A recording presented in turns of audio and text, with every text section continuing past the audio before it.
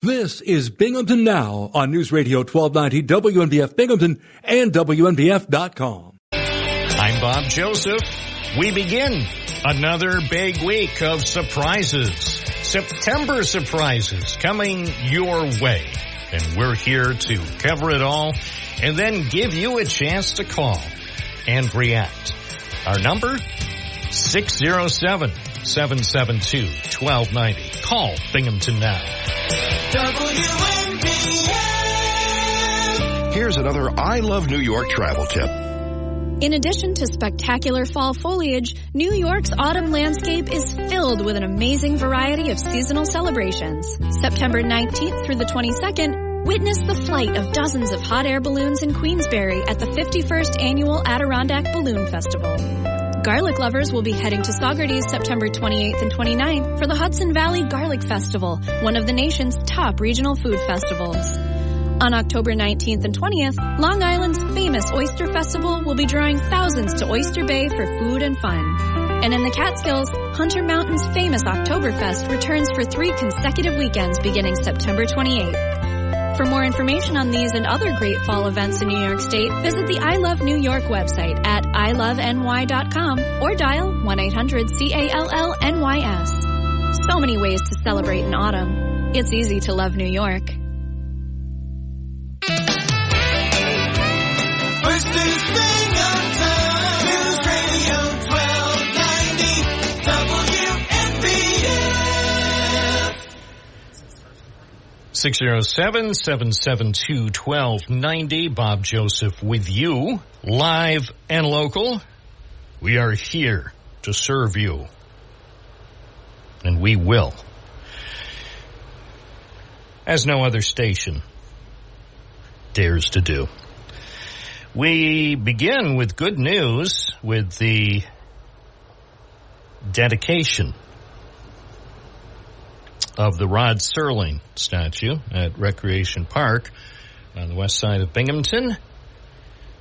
It was a beautiful Sunday afternoon, a very special day in our community, Parlor City, and after years of work, the 6-foot-tall statue of Rod Serling was unveiled publicly less than 24 hours ago.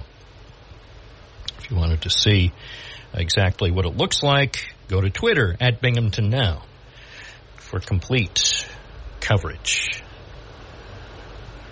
It's always nice to see happy people, and there were hundreds of happy people at Rec Park on Sunday afternoon. One of the biggest crowds I've seen at the park in quite a while, so we certainly are very pleased to see the statue. If you have thoughts, either about the dedication event or the statue or Serling Fest, you can call us. It's 9:14. Let's go directly to the phones as we start our busy and surprising week. Good morning. You're on the air. What's your first name? Where are you calling from? Anonymous, Binghamton, New York. All right. I can tell you're using one of those voice scramblers so people will not be able to identify you. Continue, Mr. or Ms. Anonymous. When does the Richard Deacon statue go up? You know, I hope this is the end of it, you know, of this cult of Rod Serling, I guess, that was promulgated by Helen Foley.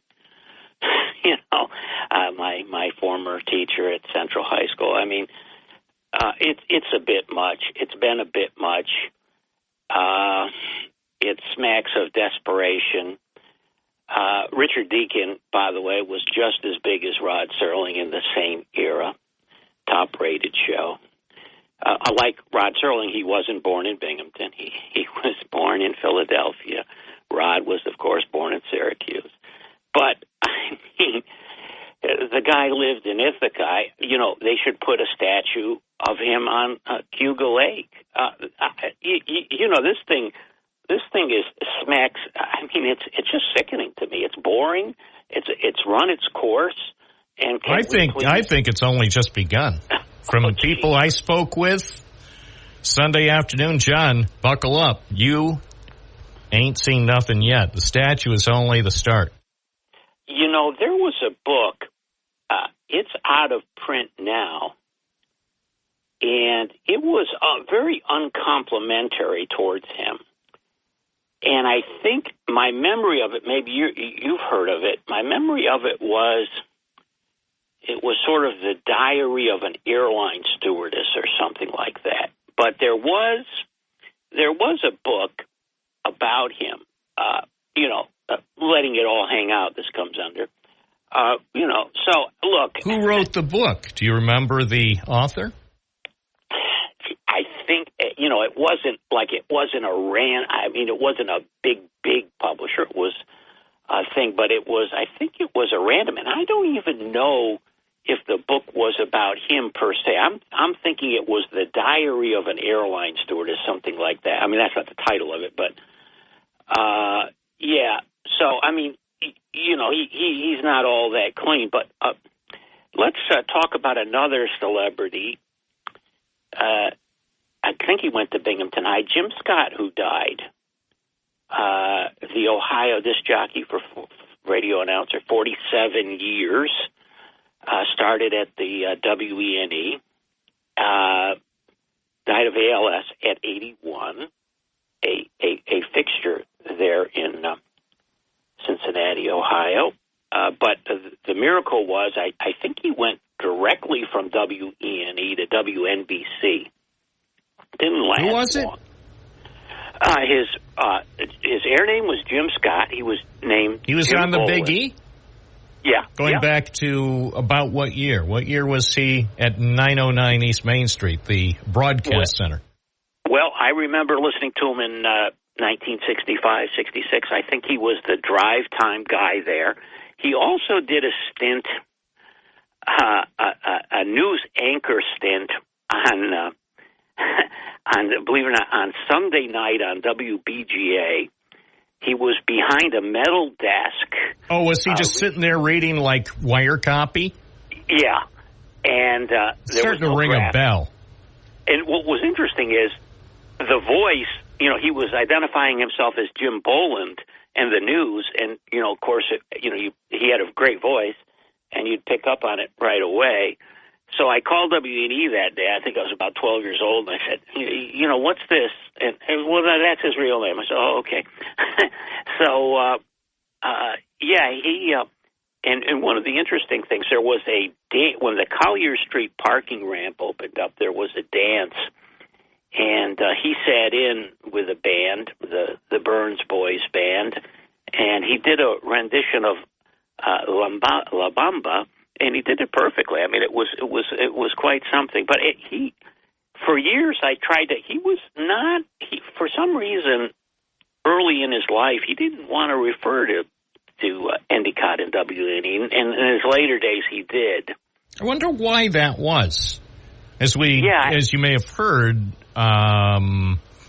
several days ago, I guess it was almost a couple weeks ago, we played that short clip, not a great clip, of Dick Biondi when he was on WLS in Chicago, and he made references, not all the time, but not infrequent, to Endicott, the north side. I'm always interested in people who either grew up or perhaps had their first jobs in the Binghamton area, why sometimes they don't want to acknowledge that.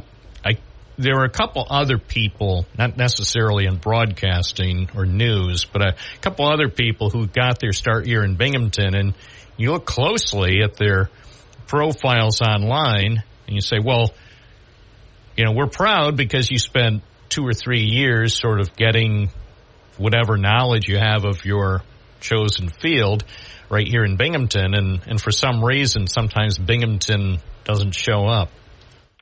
Yeah, it's interesting, but I go back to Johnson City and the Hewlett Packard guy. You know what I mean? I guess you have, it's sort of like a saint. You what do they call that? You have to have a promulgator.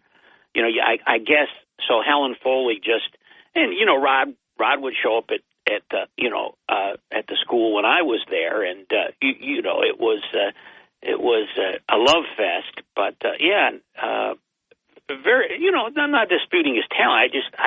Nor am I against recognizing him. Well, the way I look at it, even if you're not a big Rod Serling fan, or if you're aware of elements of Rod Serling, either his personality or worldview that you might not like, he still wound up.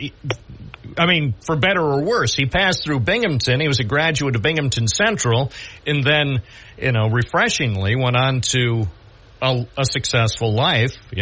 Let's face it, you go from Binghamton's west side on Bennett Avenue, John, to living in Pacific Palisades and coming back here, perhaps during the summer, spend the summer up at, I guess, Cayuga Lake, and then maybe come back to your neighborhood in Binghamton in the summer, and then go back to L.A. to produce some interesting TV and movie type things. You have to view that as a success. Not that many people necessarily have gone to Binghamton schools and become that well known. This guy became well known in his short life of 50 years around the world. Well, that's true, and that was in the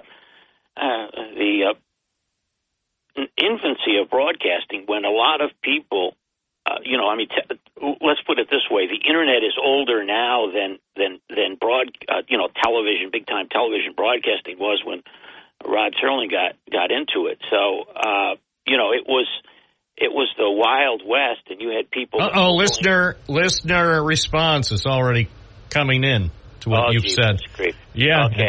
You're not I'm surprised. Sorry. Stay on the line, because I want to give you did this on purpose just to stir up trouble, stir up a hornet's nest on Monday. So I have to, at least, this just came in via the email. Alan from Binghamton says, what is wrong with this guy? Serling was and is world famous. Why doesn't he move to one of the cities that he loves? I won't miss him at all. What do you say about that? Well, it's just a question of proportion. Well, come on.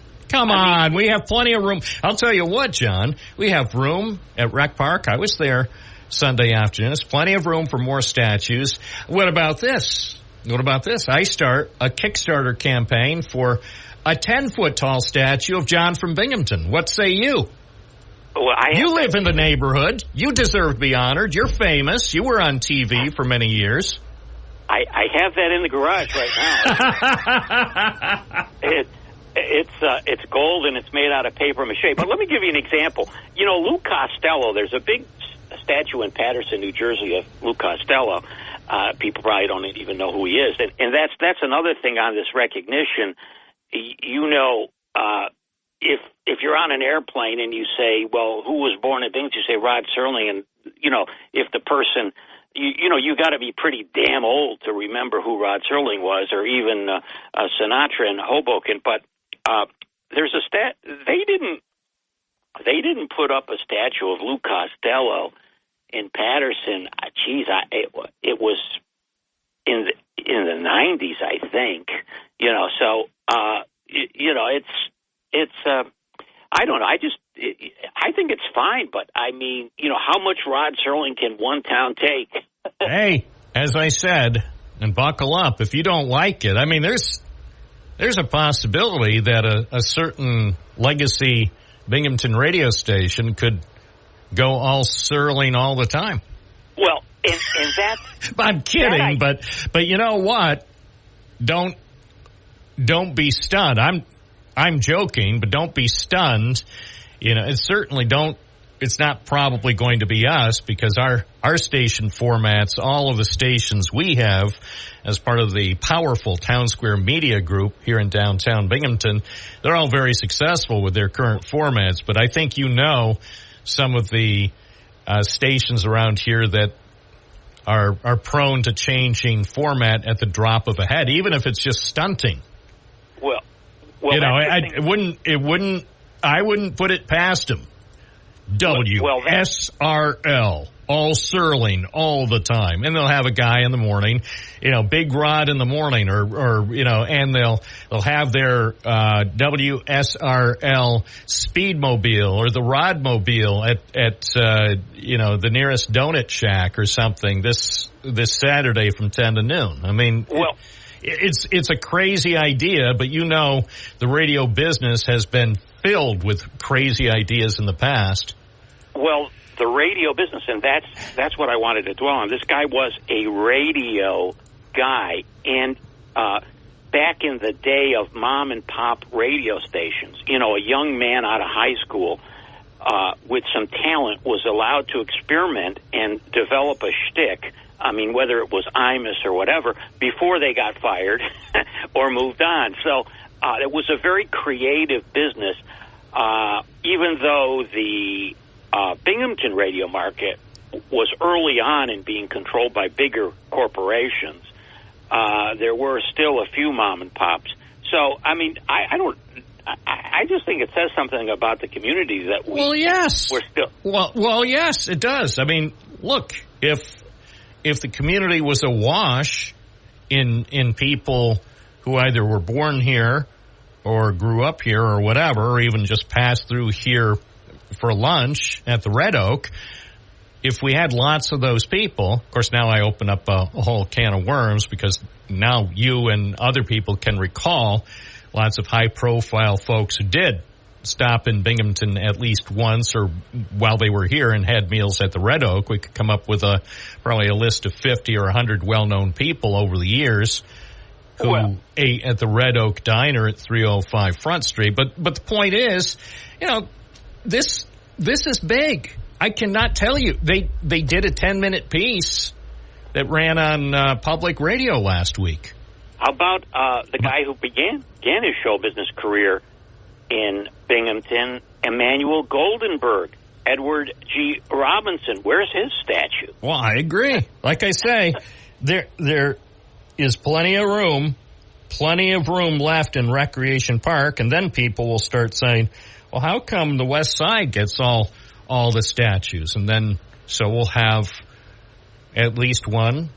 Let me just say one thing. Rod Serling was a good-looking man, and he had a lot of bravery. I mean, the guy was no a weak Hollywood type. And look, commend him. Look, he was 5 feet 5 inches tall. I don't know if he weighed 145 pounds. Graduated from Binghamton Central. Instead of saying, I'm going to go out to California and make a lot of money as a radio or TV writer or a screenwriter, he wound up joining the military and jumping out of planes. The guy had more courage, I think, in his little finger than I have in my entire body. Yeah, he did. He did, so, at a minimum, let's thank him posthumously, but let's acknowledge his service to our great country. I mean, he did, let's be blunt, Rod Serling did what no presidential candidate this year has done. Okay. I just want to get Mel Cooley up there. That's all. Okay, thanks, John. 9:29 at WROD. All Serling, all the time. Hot Rod Radio. From the Serling Studios in the Parlor City. Start doing the program instead of from the talk deck, from the carousel deck. 607-772-1290. This is Bob Joseph. All are welcome on this program because it's your program. Binghamton Now, 92.1 FM, 1290 AM, streaming at WNBF.com. Joe in Owego, good morning. You're on the air. Good morning, sir. Just want to share with the group. A communication was made with the Penny Saver in Owego, and they published it in this weekend's edition. It simply invites 7 elected officials to provide the public with information pertaining to incentives that are granted to solar farms. The state of New York has a 30% incentive. The federal government is 23%. along with that, there's a 15-year tax exemption. And I would like these people to explain their responsibility in the situation, the degree to which they are participating, and the overall effects. And the people are Governor Hochul, Senator Schumer, Senator Gillibrand, Representative Tenney, Representative Friend, Representative Lombardo, and candidate Riley. And Mr. Molinaro received a letter. He just wasn't included in this list. Okay. The governor has responded. The governor has already responded, indicating that she is sending my request forward. And I would like to share with the public the idea of we need to know what the people are doing who ask for the responsibility to represent us in a legislative situation. Thanks, Bob. Thank you, Joe. And I'm looking at page 12 of my complimentary copy of Owego Penny Saver, and there is the letter in the reader's column. So go out and see if you can acquire a copy of the Owego Penny Saver, and quickly go to page 12, the reader's column. It's the third column in.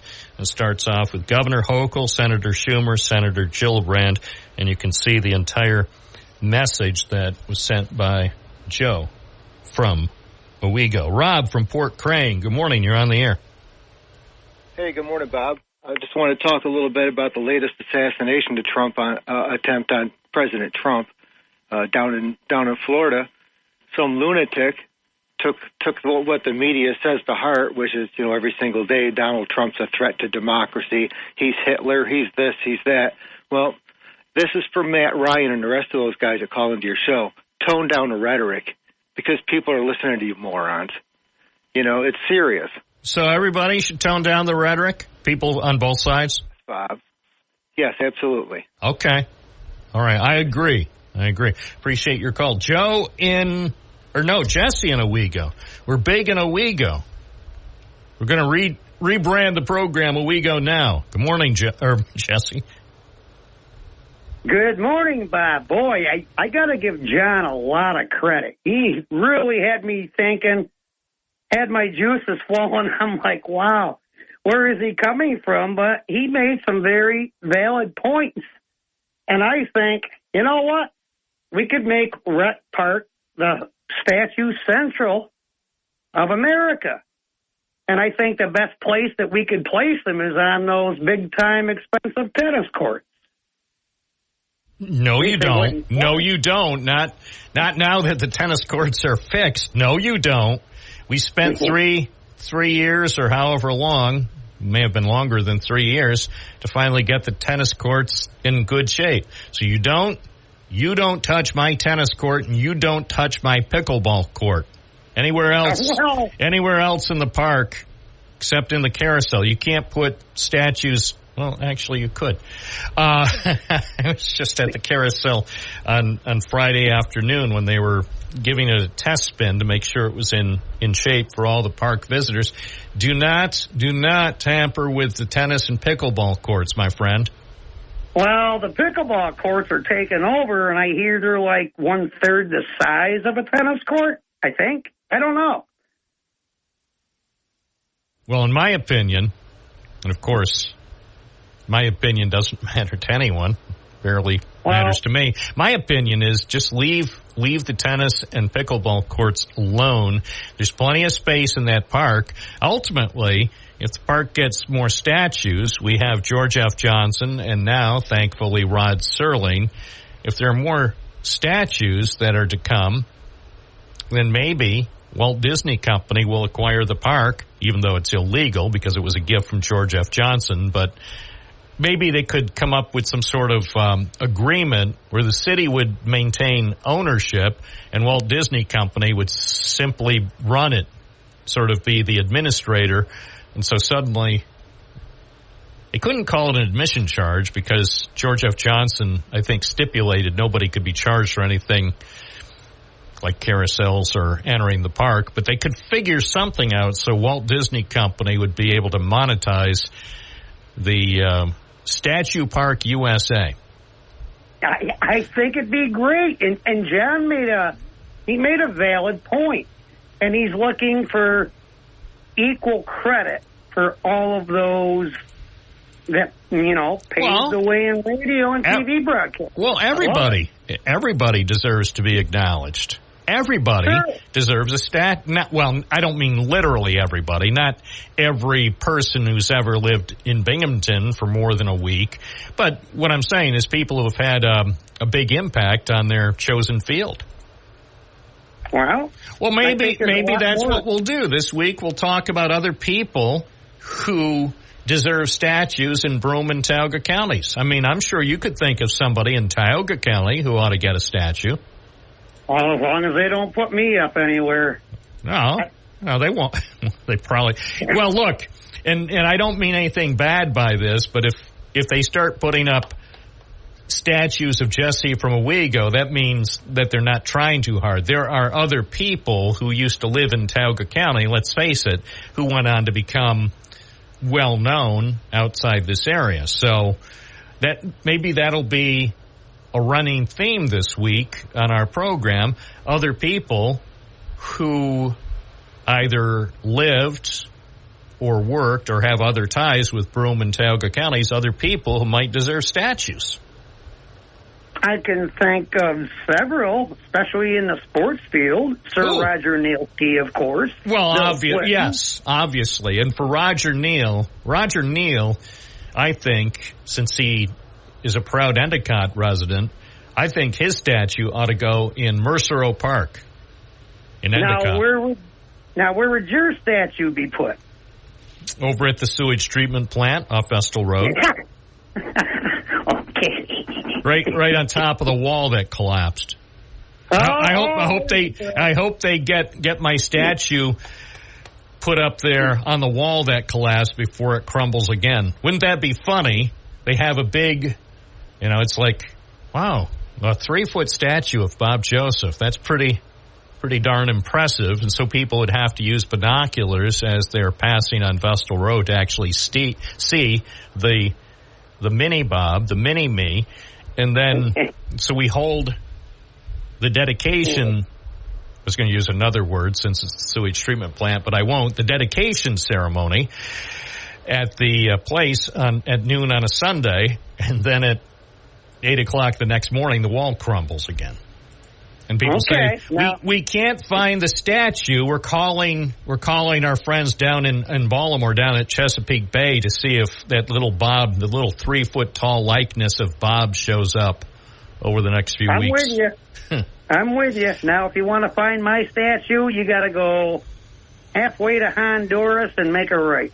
All right. Well, there it is. All right. Well, I'll tell you, Jesse, I'll tell you what. I'm going to draw the line we don't want a statue of that alleged killer from Peru. I don't want a Peruvian gang leader to be honored in Endicott, up at Round Top. I don't think that's right. Round Top?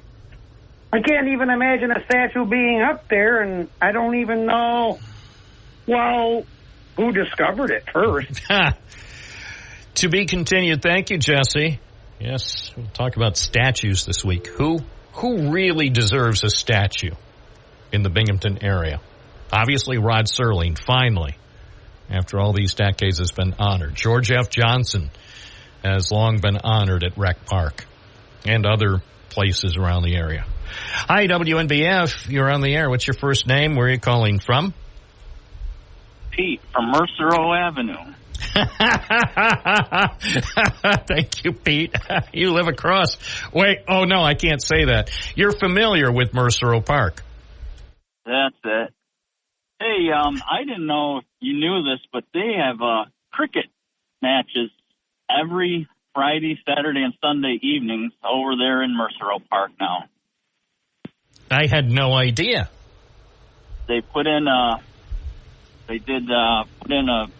I don't know what everything's called in cricket, but they put in a blacktop runway where they bat from there, and they had a big tournament Labor Day weekend. People came in from New York City to play in that. Really? Yep. I didn't know. And trust me, if I knew, I would have done a story, because I have a special place in my heart for that park. I, at one time, lived in the neighborhood. Heck, At one time, I delivered the newspaper back when it was a proud journalistic publication. I delivered the newspaper to the place where you're living now, Pete. There you go. Yeah, so I love that park. I have a great video, if I could find it. Of course, it was decades ago. But my sister had a great dog named Jenks, smart dog, and my sister was training Jenks in Mercero Park back when they were putting in giant water or sewage lines. I don't know if they were like the 2 or 3 foot wide pipes. And so, the place was all excavated. So one time when she took Jinx down to play at Mercero Park, I took some video of it. That dog was smart. That dog was smarter than I'll ever be. I have a dog sitting next to me right now. I'm in the car, but sitting next to me who's smart like that, and I think she's smarter than me. Well, I'm glad to hear from you. I am so glad that I just had to, not intentionally, but just in passing, put a mention of Mercero Park to be able to speak with you. How you doing? Oh, I have my ups and downs. Okay. But, all right. Yeah, hopefully things are headed in the right direction again. So. All right. Yeah. Well, it's great to hear from you. That pipe that you're talking about there that they put in the wintertime, because that pipe is so big and the water goes through there warm, the snow melts along that, and you can see just where you're talking about. I've noticed that. Yes, the exact route. And I just laugh because I remember, I would say it was approximately 1983 or 84 when they were putting in those pipes. And it's true. This winter, people can drive by Mercero Park in Endicott's delightful Union District and take a look at the outline of where the large pipelines were buried there about 40 years ago. But check your email later. If I remember, I'm going to send you some pictures of the flood of 9/10/11, where the water started to come over that flood wall there at Mercero Park. And man, were we all lucky that it just only started and then stopped raining and the river went back down. Or else yeah, well, we used to would have been just decimated. Yeah, we used to go for walks on top of the flood wall there. It's hard for me to visualize, although I remember how much water this area received there 13 years ago this month. But yeah, the water normally doesn't even come anywhere near that flood wall. Wow. Oh. Yeah, send me pictures when you have a chance. All right, Bob, you take care. It's good talking to you. Thanks, Pete. It's 9:56 here at News Radio, WNBF. Weather? Well, of course, we'll give you the weather. We can't afford a weather deck. Well, we could, but we're plowing our resources into other priority items here. For the National Weather Service, still some areas of fog in the Binghamton Metroplex for another hour or so. Otherwise, today, nice, mostly sunny, 81. Tonight, cloudy, 55. Tomorrow, mostly cloudy, 80. And Wednesday, cloudy with a chance of afternoon showers, 74.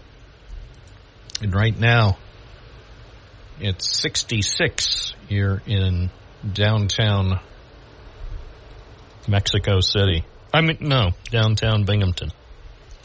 Mexico City. What? 19 Celsius. Bob Joseph, we're only getting started. We'll be taking more calls next hour from you, hopefully, here on Binghamton Now at News Radio, WNBF and WNBF.com. Bob Joseph with you. Hello. Monday morning. A beautiful Monday morning here in Binghamton. 607-772-1290 is the number. Go ahead. Make that call. Morning, you're on the air. What's your first name? Where are you calling from? Yes, good morning. DJ from Binghamton, Bob. It is a beautiful sunny day. How you doing? Good. Were you in Washington? What's that? I say, were you in Washington? Well, listen, I'm on my way to a funeral, and I had to catch the bus because my car's in the garage until this evening. I just want to tell you that I didn't see a lot of news cameras there, but we did the 18th 10-year anniversary of the honor flight this weekend. Now I can hear you. What was the first thing you said? Oh, so you didn't go on the honor flight. You were there. What was the first thing you said when I couldn't hear you, bro? Yeah, I don't know. Tell me about the honor flight. Okay. Apparently we have a bad phone. I went on the honor flight because I went on the honor flight. To where? Where did you go? I'm post-war. Yeah. Jimmy Carter. So where did you go on the honor flight? I will tell you. I will tell you the whole thing if I have 2 minutes. We went on the 18th one, on the 10th anniversary, to Washington, D.C., the cherry blossom capital, but we went in the fall, so there were no cherry blossoms. Bob, I got a nice picture of President Trump's house, the White House, from a distance. We see only veteran stuff, so we don't do political things like, going to the White House, but we do the Thomas Jefferson Memorial House and the monument. I stood next to Audie Murphy. Some of you older folks watch his movies, his gravesite. And I've been a chaplain since 1989, but I'm not on their buses. So one bus had a chaplain and one bus didn't. But I'm eventually going to work on that. So I just want to say, anybody who knows about the Twin Tiers Honor Flight, if you've never been on one and you're a veteran, which simply means you have an honorable discharge. You don't have to have served in a war, but the only thing you really need is an honorable discharge. And you can go on it. So call Patty from Twin Tiers Honor Flight, or you can email her. And it's one of the greatest ministries, one of the greatest organizations in this whole region, Bob, is Twin Tiers Honor Flight. Hundreds of people came last night, at least 100, because we didn't get the welcome when I came back, even though I was post-war. I think my mom picked me up, and I got home. My friend Kenny said, hey, let's go get some Boone's Farm, Strawberry Hill. That was my welcome back. So, you got any questions about it? Well, were you surprised by any aspect of it? I was surprised by how they treat you. They have a bus captain on your bus. There's two buses. One's green and one's white. They have a bus captain. They have his daughter was like a stewardess. They just, everything's donated and supplied, and they just make sure you have everything you need. They treat the veterans like royalty. It's the best trip that I've been on since my last trip, which when you spoke with my daughter in Myrtle Beach, I went to minister in Myrtle Beach in May. So it was the best trip I've been on since May. And they used to do airplane rides, but now they do bus trips because it's only 5 hours. And, time flies when you're having fun, so it seems like an hour. It's just wonderful, man. You go all around. You see, like I stood next to Audie Murphy's gravestone, like I said. You see the Thomas Jefferson monument. You see the Lincoln sitting in the chair monument. Everything pertaining to veterans. You're not going to go shopping at a mall. You're not going to see the president or anything like that. But it's wonderful, man. And Patty from Patricia from thank you. She heads it up. Right now I'm heading to a funeral because my aunt went to be with the Lord, and it's from 10 to 12. So I just got off the bus. And my vehicle is just in the garage for the day. My check engine light came on. He said it's going to be $100 or $200, which, as you know, Bob Joseph, is very good news. So what else, brother? Hey, just glad you had a chance to go on the on that special trip to the nation's capital. Right. As I told them when I first looked into it, because I've known about it for a few years, but I never really thought about doing it. First thing I said, I was never in a war. My stepfather was, World War II. He got shot at by the Germans, and he shot the Germans, my stepfather. And they said, no problem. Just, come with us anyway. So there were maybe 2 empty seats was all. And I finally decided to go. And it's just, bro, words can't describe it. They treat you like kings and queens. You served our country. You were warriors. And like I told them on the bus, I said, if Jimmy Carter would have sent me to war, I would have killed, because you know that going in. That's why you sign up, to shoot the M16 at people, and you get shot back, and you can die or others can die. That's just the thing. So it depends on what president you're under, whether you're going to go to war. I would have loved to have been in Desert Storm, but My friend was, but I wasn't. I was rocking for the rock because I was in a Christian rock band at that time. So anyway, thank you for hearing that. And anybody who wants to go on the honor flight or support them or donate, please get a hold of Patty. And we appreciate everything that you guys do. DJ, thanks for calling in and telling us about that. I appreciate it. All right. Have a blessed day. It's 10:16 at WNBF. We're here for all. Somebody told me once that they think now there could be 8 billion people on the planet. And the reality is this program is open to each and every one. If they have a phone, they could call the program and talk about the issues. If you want to talk about issues, this is the place. This is for the stick to the issues crowd, not for the others who, for whatever reason, don't think issues are important. This program focuses on the issues. 607-772-1290. Bob Joseph with you. It's Monday morning. Prepare for more September surprises. Complete coverage on WNBF. And it was a Sunday many people will always remember and cherish at Binghamton's Rec Park. Mission accomplished. May have taken several years, but the statue honoring Rod Serling now stands for the people of Binghamton and beyond. We spoke with Assemblywoman Donna Lepardo moments after the statue was unveiled. I'm very excited about the statue, the way the statue turned out. The pedestal, which says everyone has to have a hometown and Binghamton is mine. The reaction to the crowd was really all that I was looking for. They loved the statue. People came from out of state, out of country to come to Sterling Fest and also to be part of this. And their applause and the way they are reacting to the statue is worth all of the work that went into it. And it's clearly a great day for Binghamton. It's a great day for New York State. That's right. And the city was in receipt of the statue as a gift from the Memorial Foundation, and they pledged to take good care of it and keep it safe. And so people seem to be very happy. And they managed to get good weather. Can't always get good weather for your big events in Binghamton, but somehow, some way, they pulled it off. In fact, the weather over this weekend was great. What about Blues on the Bridge? That was great. So we had people enjoying Blues on the Bridge, great music, fun, just a happy opportunity for people to get together, people from all walks of life, people of all ages, a wide variety of music, just fun times in Parlor City. Should be the name of a movie. Fun Times in Parlor City, because there have been a lot of fun times.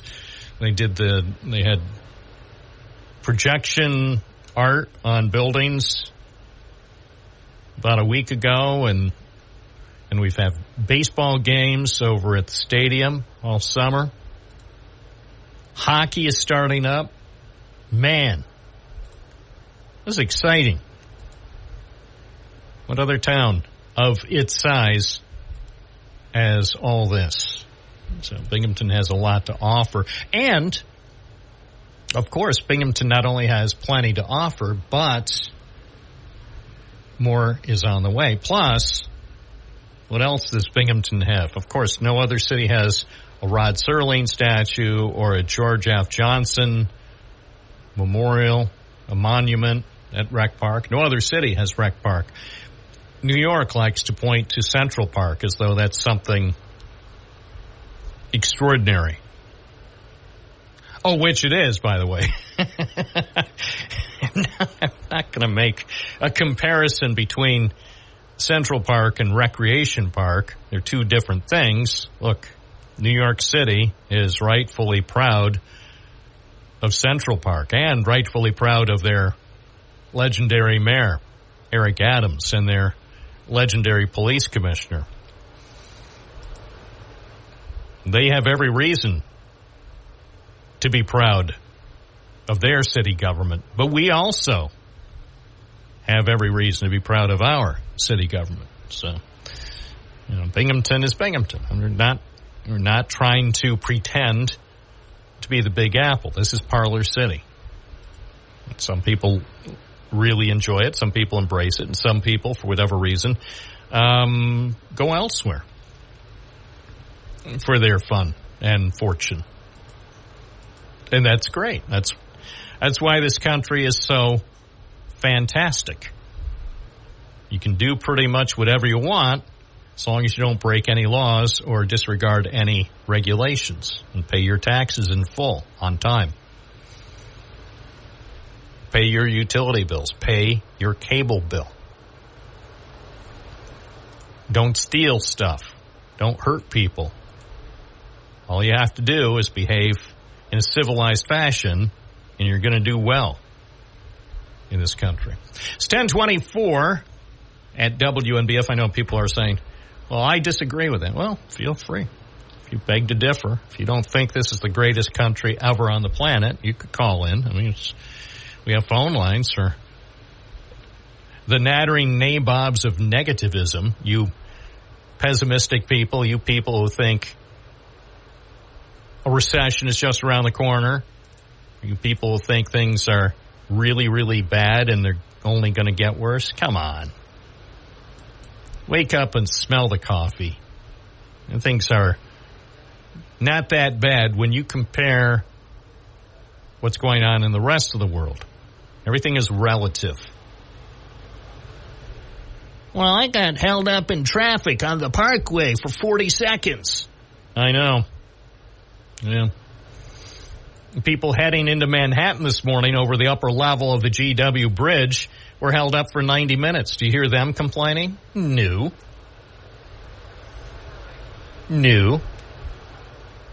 10:25, Bob Joseph. Let's take a call. Good morning. You're on the air. What's your first name? Where are you calling from? Thank you, phone company, for providing exquisite dial tones. Do they still... Actually, let me test this out. I don't... Let me see.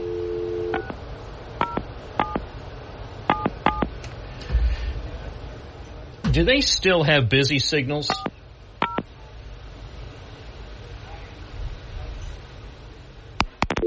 Nope. I just tested it out.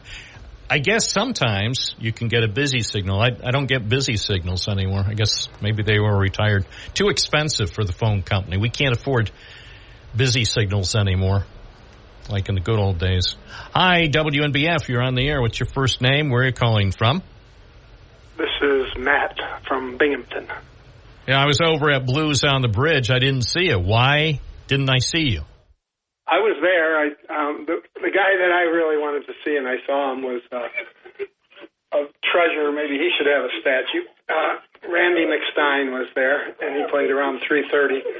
The guy's probably one of the best guitar players in the world, and he grew up right here, and he's been playing since he's been 8 years old. And he told a story about when he did a Jeff Beck tribute earlier this summer, after Jeff Beck died, or spring or summer, wherever it was. And he said he went to see him at the New York State Fair. He was already very accomplished for a young man of 10 or 11, I think he was. But then he saw Jeff Beck, and he said it changed his life. And the guy's just a virtuoso, and he plays all over the world now. But he's so humble, and when he's in town, he plays on First Fridays. He plays at Atomic Tom's. Just sits there, and he just a nice guy, and one of the best guitar players I've ever heard. So anyway. Yeah, to your point, and I'm sure even John from Binghamton would agree, Randy McStein deserves a statue at Recreation Park. Well, I don't know about Recreation Park. We should have a special... Well, they already have the stars and stuff like that. I don't know. Yeah, but you can't see the stars anymore. They went and took the stars. They were out on the sidewalk where I could bring people from around the world into Binghamton any hour of the day, even at 3 o'clock on a Sunday morning, and say, look, there's our walk of stars. Now, if I bring people into town, I have to call up the forum and make arrangements for somebody to come by and unlock it so I can point out the stars. You're going to have a certain guy from downtown who's going to be bitching at you for making complaints. Oh, he doesn't listen. Trust me. You think he would listen to this type of a show? Come on, man. Get real. Yes, huh? But anyway, he doesn't listen.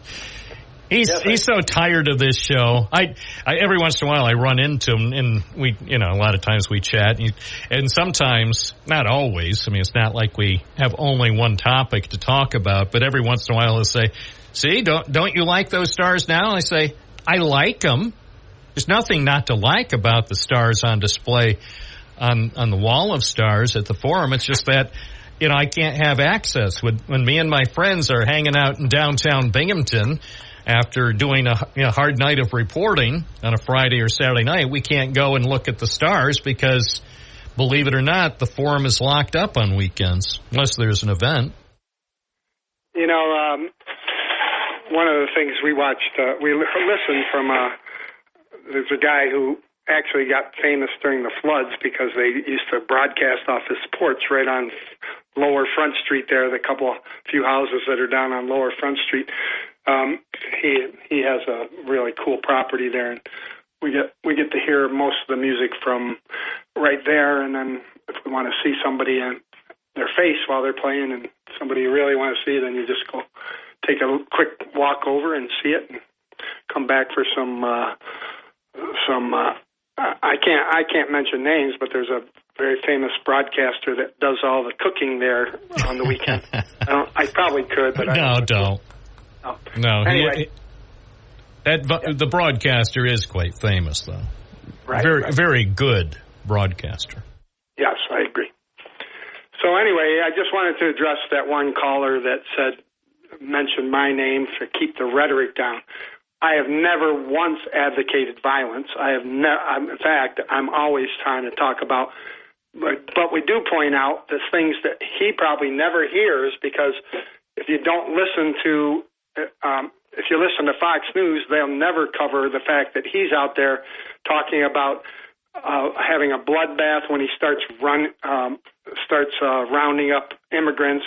It turns out now that even J.D. Vance admitted they made up a story about Ohio, about Springfield, Ohio, because they claimed the news media wasn't covering the real story there. And there is an issue. It's not with, first of all the immigrants in Ohio, the ones that they're talking about, the Haitians, are all legal immigrants. They're all here legally, and they're working, and they've been, as the mayor, who's a staunch Republican, said, they're well respected. They have brought the town back to life, the business community back to life, because they had a plan to go for really bring their city back to its former glory, and they brought in a lot of corporations. They didn't have enough workers, so the Haitian immigrants came, and from every account, they're doing a great job. And then we have to listen to people like the former guy and J.D. Vance,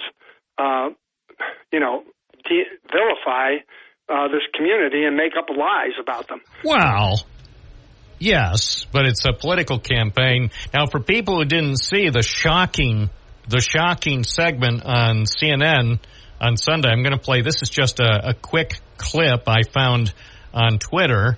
So this is not the entire thing, but this is a part of what you referenced, because J.D. Vance, which is the name he's using today, is apparently admitting that this whole thing, and I'm not going to go into the specifics because it's so distasteful and it's almost lunchtime, but he basically was on the CNN news show, State of the Union, with Dana Bash, and he made a stunning admission.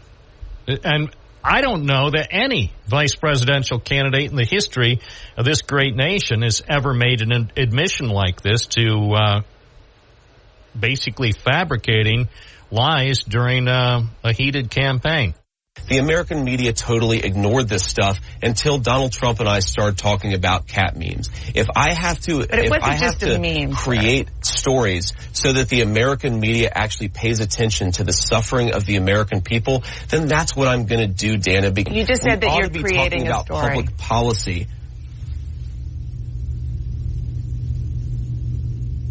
Sir, you just said that you're creating the story. What's that, Dana?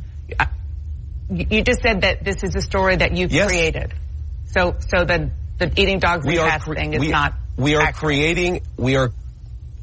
Dana, it comes from firsthand accounts from my constituents.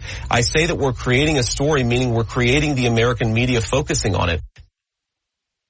So there it is. I mean, shouldn't he be disqualified? Now, I'm not saying disqualify Donald Trump because we don't have him actually admitting that he created the story, but basically it was a story he was talking about during last week's debate, which was seen on ABC by millions of people. But you've got J.D. Vance, who on live TV, on a Sunday no less, when many people are in church, while many people were in church, J.D. Vance was basically in the confessional on CNN News, admitting that he had been lying to the American people just so he could get a job for the next 4 years or maybe 8 years. Well, the thing is, there is problem. Now, turns out I heard a very in-depth report about somebody who went, it was not on the media, but the Daily Show, and they went to there and did a report. Now, it turns out because all the Haitian immigrants have come, there is a problem with housing, and just like and any other community where there's an influx of students or immigrants or whatever, just like we have in Binghamton, we have problems with housing costs going up because the landlords can get a lot more money. So what's happening there in Springfield was that, say, 3 or 4 Haitian men who would be working together would get a house, and the people knew there was 4 incomes coming in, the owners, and they would jack up the rents. So now they'd rather rent to where they can get more rent from. But that's a function of figuring out, we all have to figure it out because there's a lack of housing in this country, how we deal with situations which are actually in some ways good for a community and in some ways bad for a community. And so that's what was going on there. And so they want to make a big thing out of that too, because what happened was there was an accident where unfortunately a Haitian immigrant hit a school bus and a child was killed, and that was brought all the rancor to the surface because people were, they knew they were good neighbors, but they were feeling all the people who were being exploited by the landlords were feeling the economic pressure of new economic activity in their community. That's something we can agree that we could solve if we put our heads together, I hope. But it's nothing about people being bad. This is a success story for Springfield, Ohio, and for them to make it into something that's so ugly and lie about it does disqualify him. And Donald Trump he's the one that said, if you talk about disqualification, he said Springfield, Ohio is going to be one of the communities in Aurora, Colorado, where he goes immediately and starts his purge of immigrants. Well, he's, according to the campaign, the secret person in the campaign, Trump is going to Springfield, Ohio. He's going to do a campaign stop there probably sometime this week, and he's going to turn this whole thing into some sort of he's going to turn it, Matthew, into some kind of hyped-up media event, I'm afraid. Well, that's exactly right. So that's what I say to your listener who's accusing us of turning up the rhetoric. All we're doing is exposing the lies and the vitriol of these two candidates who are the ones who are turning up the heat. But how about this? If Donald Trump and J.D. Vance at least call into this program between now and noon and together on this program admit that they lied about what was going on in Springfield, Ohio, can they continue as candidates? Yeah, well, if they admit it, if they just and express a certain level of contrition. Yeah, they don't even have to say they're sorry, but at least sound kind of somber in sobering tones. It's like, yeah, what J.D. Vance told Dana Bash on the CNN State of the Union program Sunday is actually the truth. And then basically say, so we shouldn't have done that. They don't have to apologize, but just say, between now and November 5th, we promise to only tell the truth. Right. Just think back to the people who have been disqualified. Joe Biden for the first time in '88 when he ran. Plagiarism.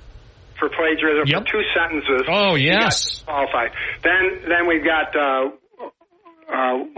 Dean, who made that holler when he won that. Oh, yeah, primary. just showing enthusiasm. I mean, look, now in 2020, with 2020 hindsight, sounds like an ABC News program about historical programs, 2020 hindsight, but now you look back on Howard Dean's jubilant expression of victory and naming all those states and sounding like a madman. Turns out, compared to some people today, that's nothing.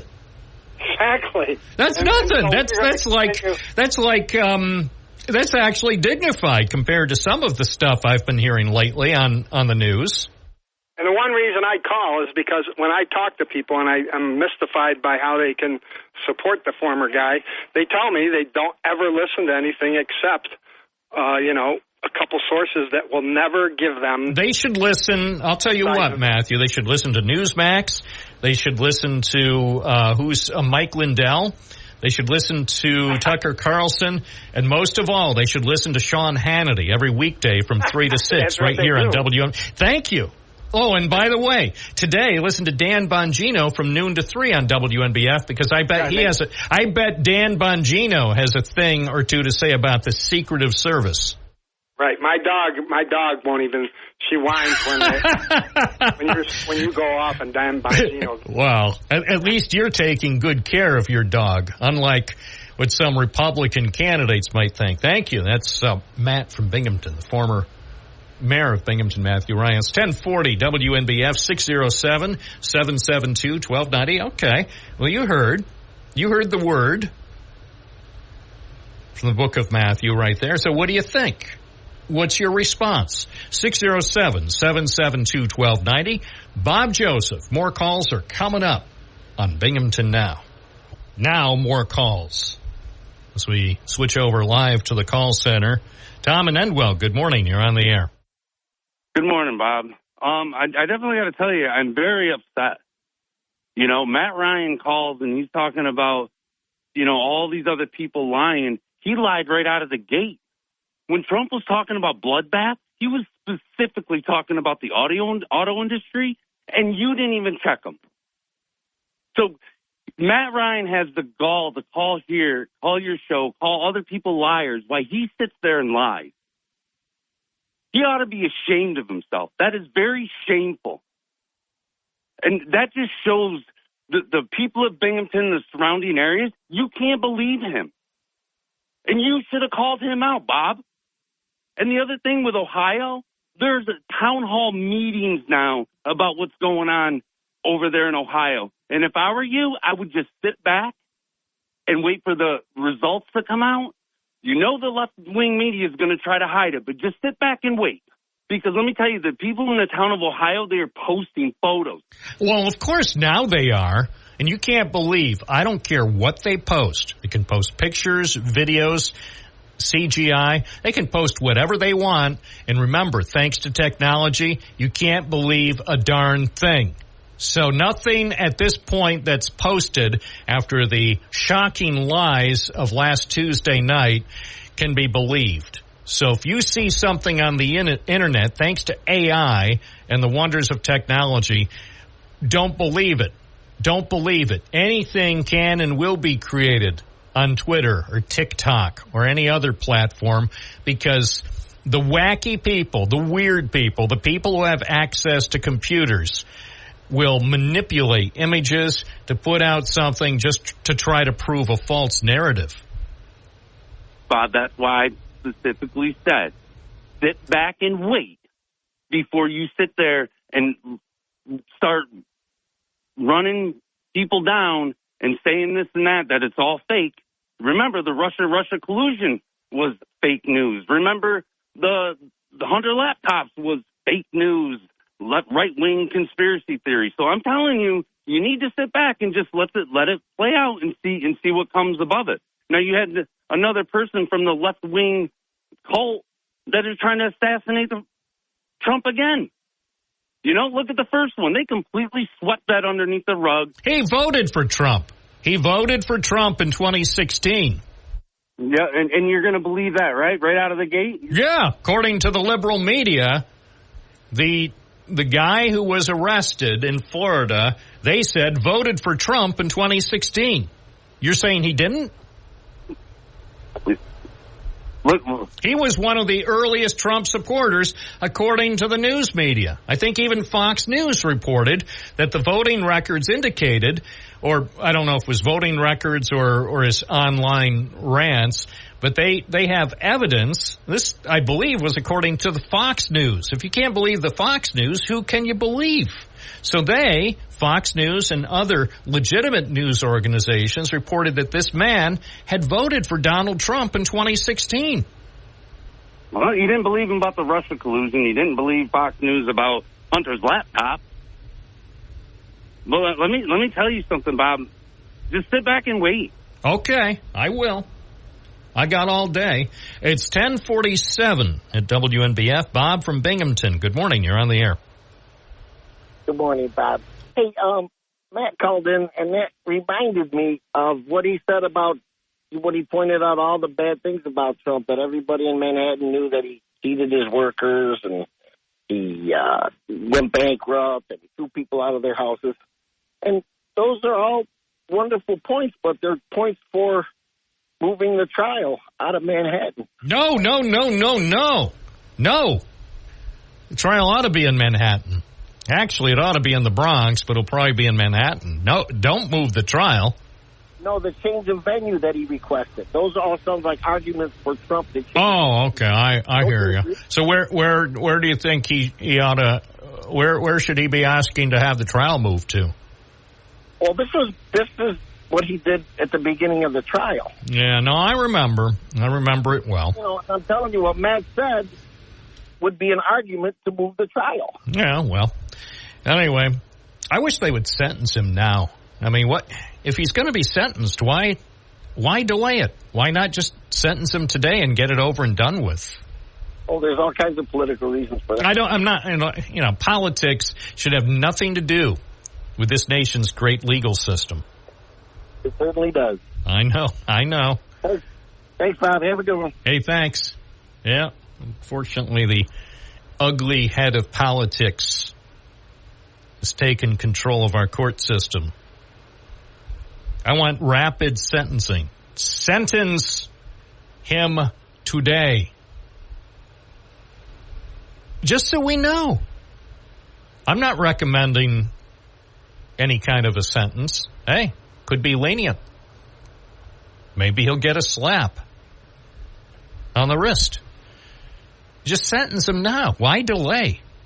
It would help the American public to make some tough choices. Hi, WNBF. You're on the air. What's your first name? Where are you calling from? As far as you know, I'm mad. I'm calling back because I'm not going to allow Tom to call me a liar. 7 days ago, Donald Trump used the bloodbath comments talking about, not about the auto industry, and I would agree maybe that was taken a little out of context. You could read in and claim that he was talking about the auto industry. But here, it was his bloody comment about an immigration crackdown. That's what I was talking about. Oh, that's right. I think he did say that. Now, I'm sorry. Thank you for reminding me because, you know, Matthew, so many things get said in the heat of the campaign. Sometimes it's tough to keep track. Yeah, I mean, we have a good stack of stuff, but I had forgotten about that. That was, yes, I found that deplorable. Right. So I just want to, in case Tom, I'm sure they didn't cover that on his usual news sources, and that's why I call, because so many of the people that listen to your show, like I said, don't listen to any news source except the ones they want to hear. This guy has called for a bloodbath against immigrants, and he says it's going to be a really bloody thing when he starts deporting immigrants. That's what he said. So, and to the other guy, if you're talking about inflaming communities and inflaming this country, it's all being done by the Republicans. We're just reporting on what you guys, who only listen to within your bubble, are believing because you don't pay attention to everything that's being said. Thank you. All right. Yeah, thanks to Matt from Binghamton for correcting the record, because that was earlier this month. It's heartbreaking. It's heartbreaking to hear a language like that. This is according to Newsweek.com. Just did a quick search.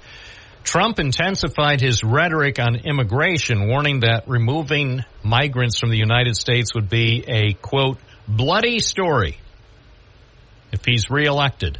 His remarks were made during a campaign rally in Wisconsin and aligned with the Republican National Committee's new 2024 platform, which calls for aggressive immigration enforcement and mass deportations.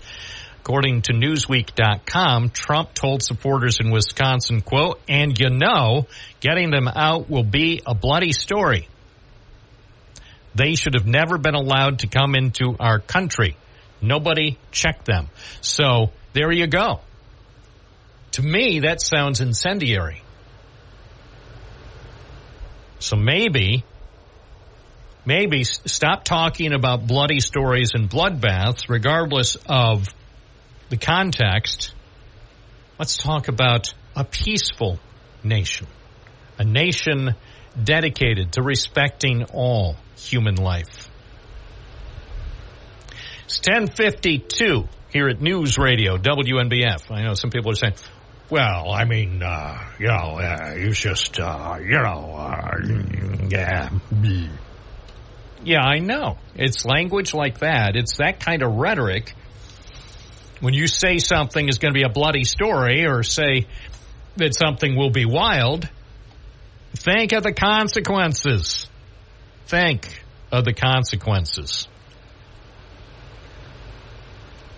I think I found the clip. Let me see if, thank you, Internet.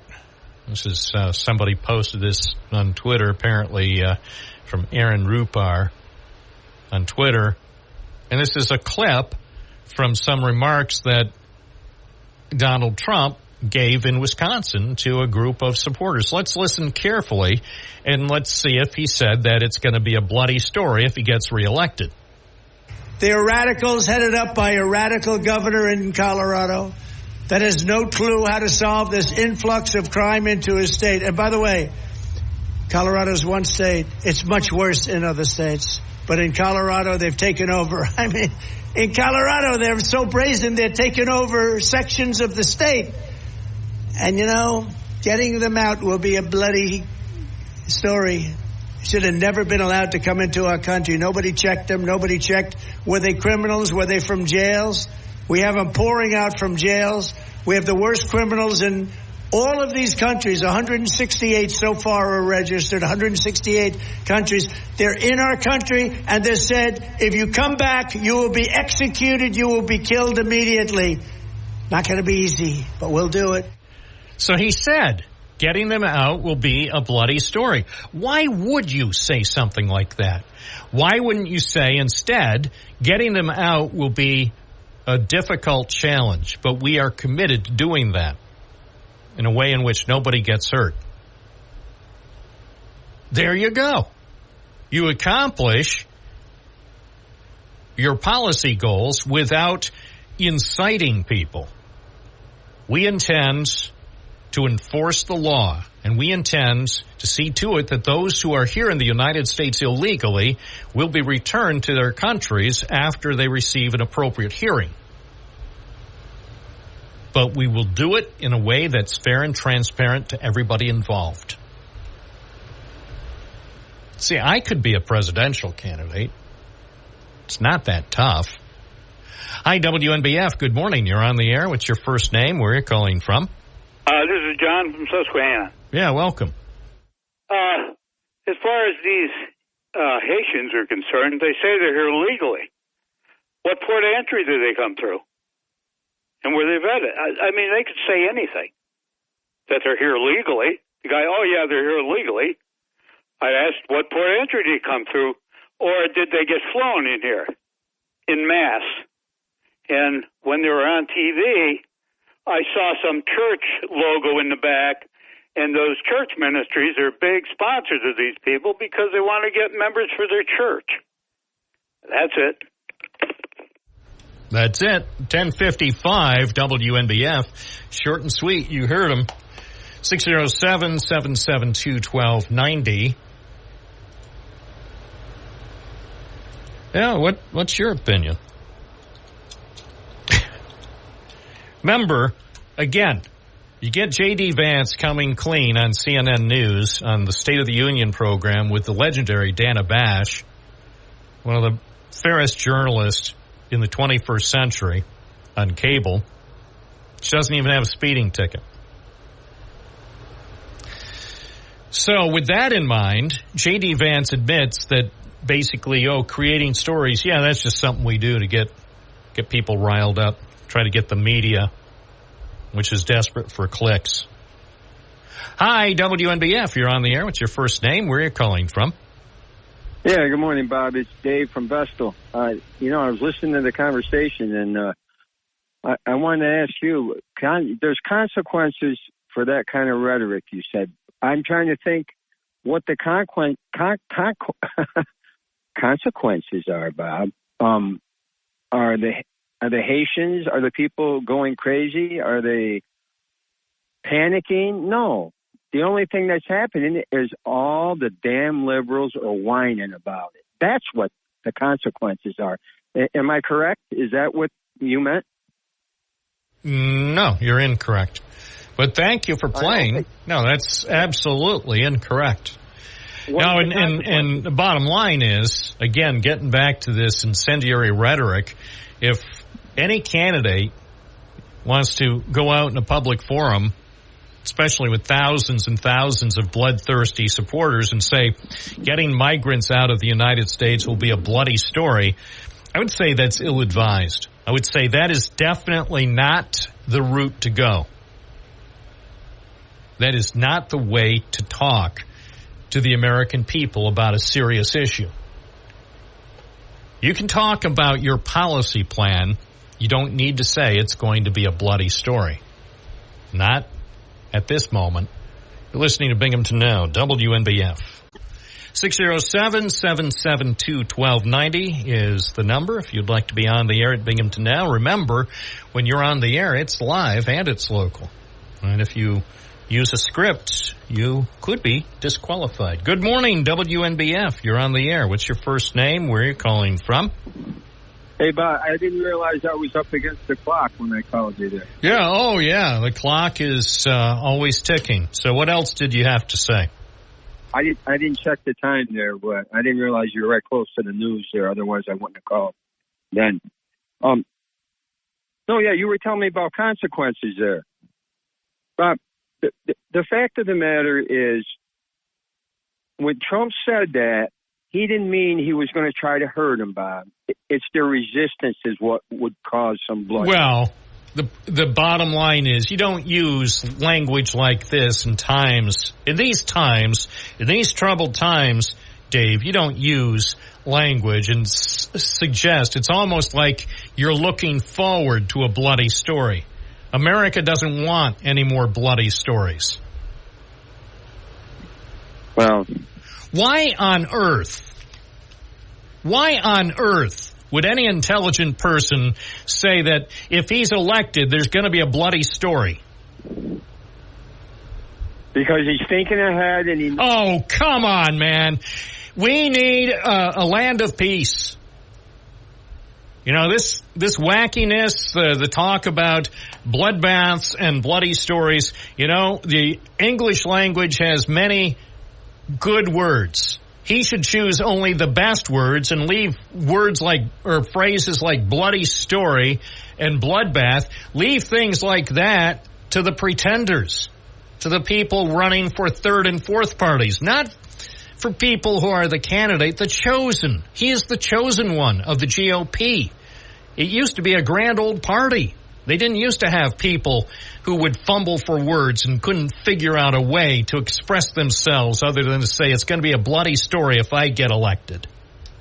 I know. You never heard Richard Milhouse Nixon say, elect me for another 4 years and there's going to be a bloody story.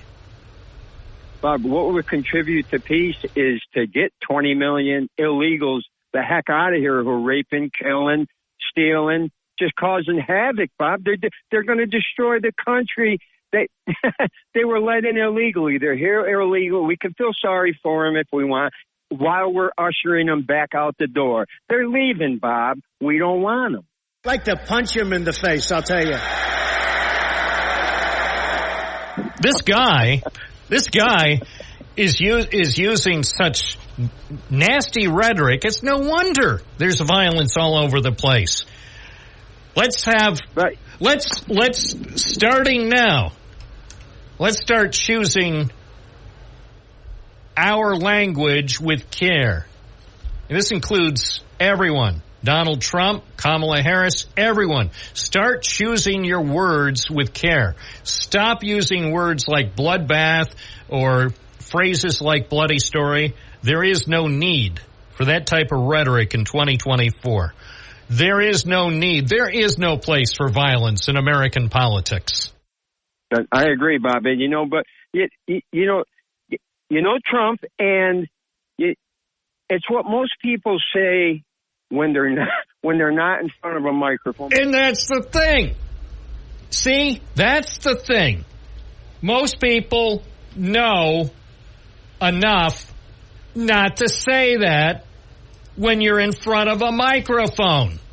You know when he's Mr. Tough Guy? When he's standing behind a microphone by himself. See, that's when he's a tough guy. When he's standing in front of a microphone, that's when he's starting to say bloodbath and bloody story. Don't do it. So if I spoke like that, if I talked about violence all the time when I was talking on the radio, do you think I would last more than 10 minutes?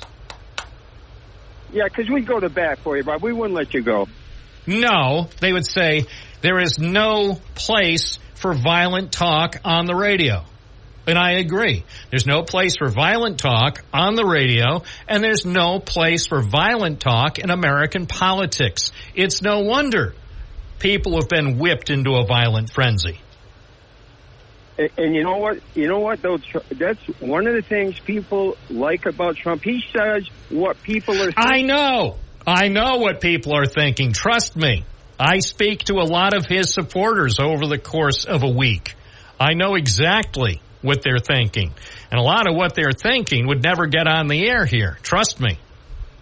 There's a lot of people that don't support him and think the same way, Bob. Well, and again, a lot of people who think violent thoughts are not getting on this program, and they shouldn't.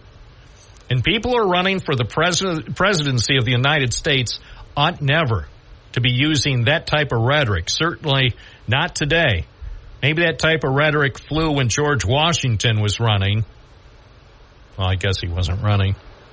Anyway, when George Washington or some of the other greats of this country, maybe that kind of language was acceptable, but that was before we had great talk shows like Binghamton Now, and great TV programs like 60 Minutes, and great websites like the New York Post website. Times were different back then. These days, there's no need for violent rhetoric. It's 11:16. Good morning. You're on the air. What's your first name? Where are you calling from? Joan from Bingo. Hey.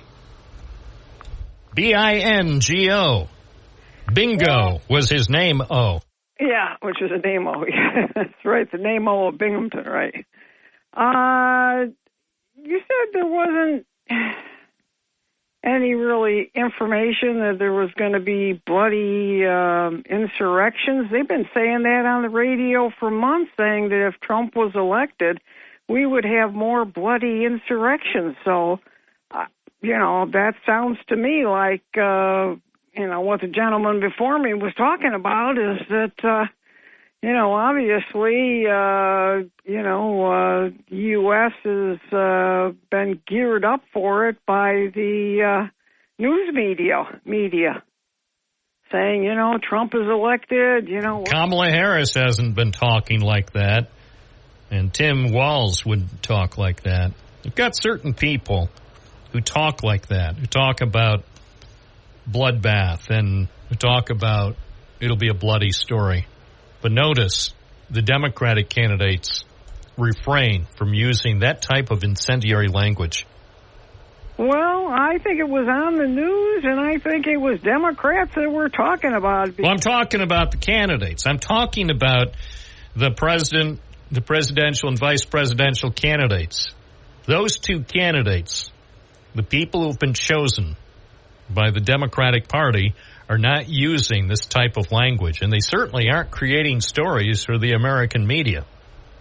Oh, they were using that kind of language. I can't pull. Well, you tell me when Kamala Harris, since she's become the presidential nominee of the Democratic Party, or when Tim Walz, since he's become the vice presidential nominee, whenever they have used this kind of language to suggest that there will be a bloodbath, whether it's in the car industry or out on the streets, or that anything, when they get into office, when they are sworn in on January 20th, 2025, just after noon, that there's going to be some sort of bloodbath. You don't hear them saying that. They're promising peace, tranquility, good times, and a great economy.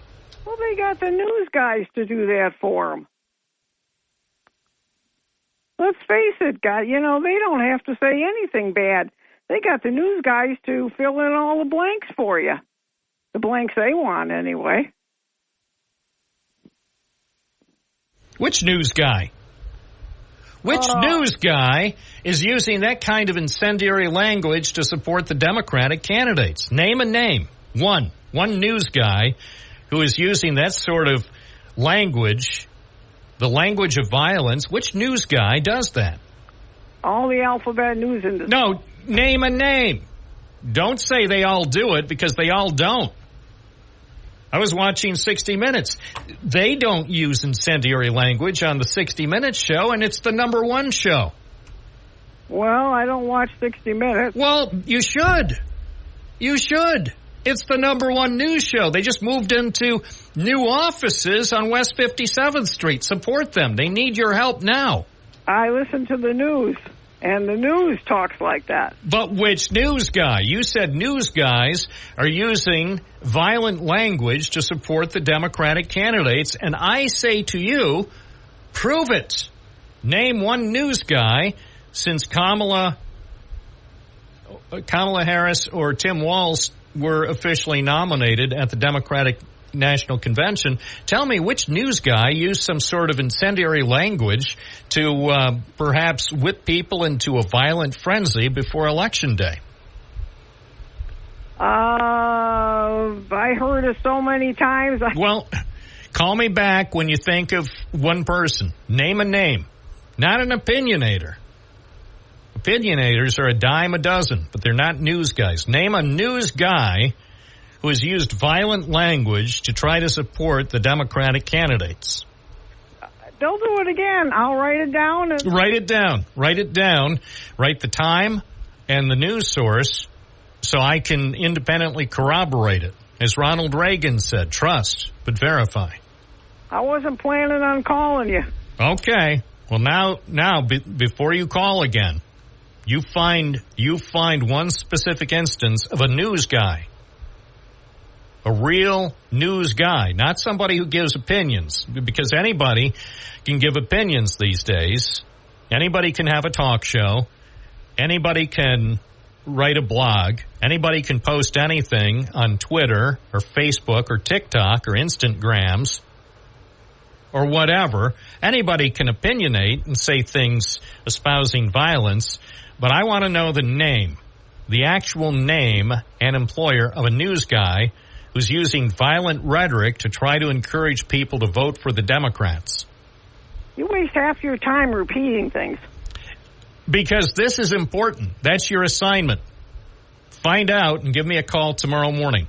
I can't give you a call tomorrow morning. That's impossible. Well, then give me a call Wednesday morning. I'll give you a call whenever I get a chance. Yeah, whenever you find the name of that news guy. Whenever I find the name, and then I'll give you a call. All right, I'm looking forward to it. I can't wait. It's 11:22 here at News Radio, WNBF. You name one news guy who is using violent rhetoric to encourage people to vote for the Democratic ticket over the Republican ticket. Which news guy would it be? Again, not an opinion host, not somebody who is on MSNBC giving opinions. Opinions are a dime a dozen. It has to be an official news guy who said it. It's 11:23. Good morning. You're on the air. What's your first name? Where are you calling from? Gary, on the west side. Bob, it's raining cats and dogs today. It's just amazing that we talk about this stuff, but I guess we have to. It's sick, Gary. It's just unbelievable. And what it does is it takes away from what's actually happening, right? So do we have a crisis at the border? I would say there is definitely an issue at the border, okay? And this could be the issue, Bob, that we should address.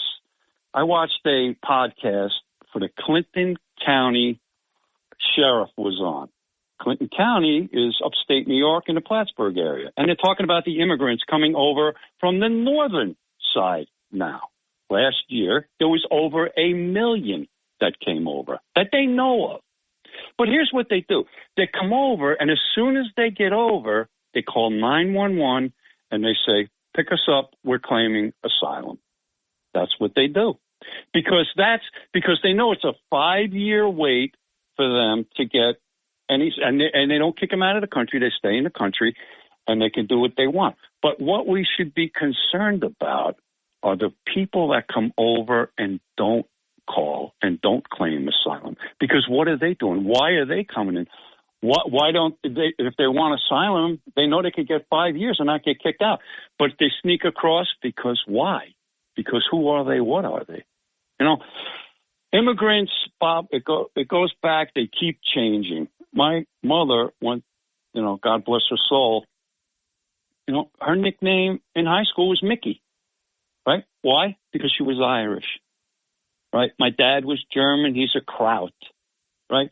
We've got, it just keeps changing. And now we have a parade in New York City for the Irish, Remember when, we do in Binghamton, too. We do in Binghamton. We have, it's the biggest parade probably of the year. First Saturday in March, celebrating Irish and Irish heritage. So we have issues with immigrants coming over. It's unsustainable, number one, okay? I think we all could agree with that. It's unsustainable. We have to worry about the people that are coming over and not getting caught. Because what are they doing? Who are they? Right? Those are the people we should be worried about. The people that come in and just sit there and call 911 and say, hey, come and get us. They're not rapists. They're not robbers. They're not all of these things that are claimed by people that listen to the rhetoric of the Republicans. So, there should be a concern. I think we all could agree with that. And it's just unfortunate. The whole cat thing, it started because of one constituent calling and telling J.D. Vance. Think about that.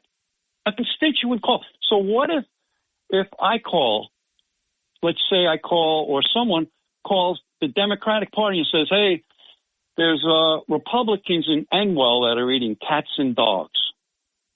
They'd be like, oh, thank you. What about if they wouldn't even address it? Yeah. What if somebody on the west side calls in and calls up the mayor's office and say, there's a place on the west side, people are eating cows. I eat cows, so that would be factual. Yeah. See what I'm saying? I mean, again, at this point, what difference does it make? First of all, the lies, the lies, and the fact that J.D. Vance has the courage to admit that they create stories. He went on the CNN show State of the Union yesterday and told Dana Bash, I mean, the guy has no shame. Anybody else, you would think that his handlers would have said, now, J.D., I know you're new to the national spotlight, but when you're talking to Dana Bash, whatever you do, don't admit that we make things up just so we can give the U.S. media some clicks. Because that's not, it is not going to sound right. Even if you try to spin it afterwards, the optics aren't going to be good.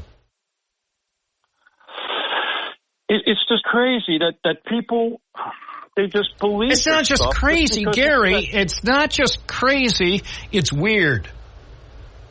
Well, they've said that it's weird before, and it's unsubstantiated. You know, it's just, I guess, if you just hate Democrats that much. We just hate them that much, no matter what the Republican Party says. Yep, we're going to believe it. And then, you know, it does go the other way, too, Bob. You know, there's people that hate Trump so much that no matter what they say, you know, they're just going to believe the bad things about it. I don't know what to say anymore. It's just crazy. It's just weird. But the good thing is most Americans aren't that way. Most Americans don't hate candidates. They don't hate any candidate. They actually don't hate anyone. And most Americans can be opposed to Kamala Harris, or they could be opposed to Donald Trump, and they don't actually hate them. They might not like their positions. They might not like the rhetoric. They might not even like their hairstyle or maybe what they wear. But they do not hate them. They do not. That's true. You know, and people... I think most Americans, I agree with that.